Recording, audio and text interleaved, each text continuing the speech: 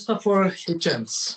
Christopher Hitchens, late Christopher Hitchens, in his book God is Not Great, he wrote that Christians stole from Greek mythology. For example, the virgin birth, the story of virgin birth is copied from Greek mythology. And what would you say to that? This is great. And what's interesting about this, Paul, is this subject is one of the things that brought C.S. Lewis to Christian faith. Now, most people today are aware of the fact that C.S. Lewis was an atheist for about half his life before he became a Christian. But what a lot of people don't know is Lewis did not go directly from atheism to Christianity, as did Lee Strobel, Chuck Colson did. A lot of famous apologists did that. But C.S. Lewis, first he became a theist, a believer in God, but it took him another year and a half to believe that Jesus was the Son of God. What was holding him back, Paul? One of the things holding him back was the question you just asked. Lewis was a big fan of a book called The Golden Bough by Sir James Frazer. And in that famous Victorian book, Frazer studied all these ancient tribal groups, and he discovered all around the world, everybody had this archetype, this sort of myth, this idea that he called the Corn King. Now, Americans are confused because when an American's but I think Indians are like the British. Don't you use the word corn to mean wheat, even in India today? They do, right? Yeah. But Americans, when we say corn, we mean maize, right? So Corn King, to speak to Americans, means wheat king. And what he said is that all these ancient societies had a myth that was linked to the cycle of the wheat, like birth, death, and rebirth.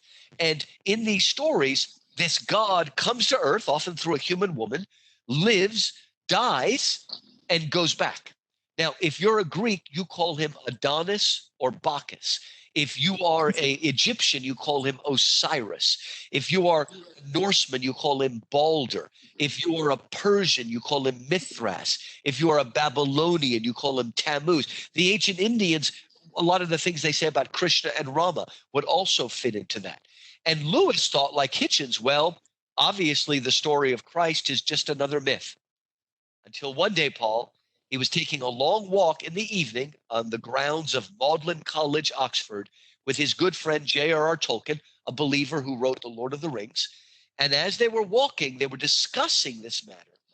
And Tolkien said to Lewis, Lewis, what if the reason that Jesus sounds like a myth is that he's the myth that came true?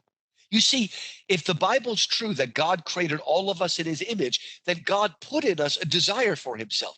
And that desire manifests itself in all of these stories. And doesn't it make sense that when God comes to earth and effects our salvation, he'll do it in a way that answers our deepest need? Let me give an analogy here, Paul. I don't know if this happened to you, if this happened in India, but it certainly happens in America. You take a class in social studies, and your teacher has you read the wonderful Epic of Gilgamesh, an old Babylonian epic. And in the Epic of Gilgamesh, there is a universal flood story. And then the teacher in the public school will say, now, children, we now know that every ancient people group has a story about a universal flood. And that just proves that the story of Noah is a myth and nothing else.